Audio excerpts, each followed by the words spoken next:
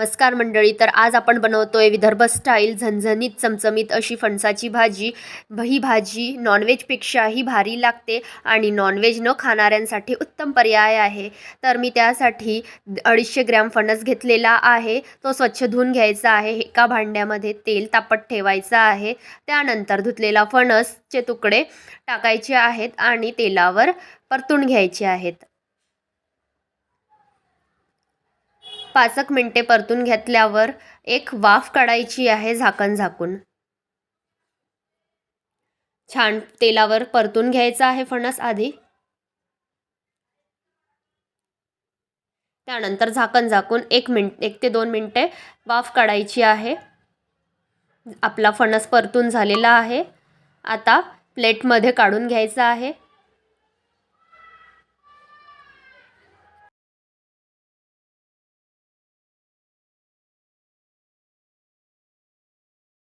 आता त्याच तेलामध्ये थोडासा बारीक चिरलेला कांदा टाकायचा आहे. कांदा फक्त फोडणीपुरताच टाकायचा आहे. तो पण छान गोल्डन ब्राऊन करायचा आहे. त्यानंतर त्यामध्ये आलं लसूण पेस्ट टाकायची आहे. मी 3 चमचे आलं लसूण पेस्ट टाकते.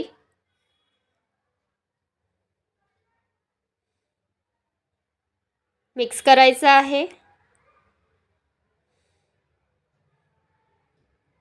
आलं लसूण पेस्ट परतून झाली. 2 मिनिटे परतून घ्यायचं आहे. त्यानंतर आलं लसूण पेस्ट परतून झाल्यावर त्यामध्ये काळा मसाला आणि धने पावडर ॲड करायचा आहे. तो पण छान मिक्स करून घ्यायचा आहे. त्यानंतर त्यामध्ये हळद टाकायची आहे. ती पण मिक्स करायची आहे. त्यानंतर 2 चमचे मी लाल तिखट ॲड करते. तुम्हाला जेवढं झणझणीत हवं असेल तेवढं तुम्ही तिखट ॲड करू शकता. त्यानंतर मीठ ॲड करायचं आहे.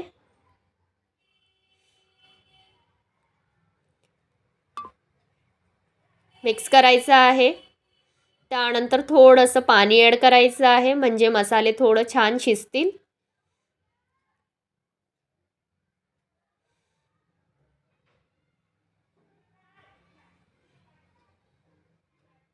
मसाले छान शिजलेले आहेत आणि भाजीला छान तवंग सुटलेला आहे. बघू शकता छान तेल सुटलेलं आहे. या स्टेजला आपण फणसाचे तुकडे परतलेले ॲड करायचे आहेत. मिक्स करायचं आहे.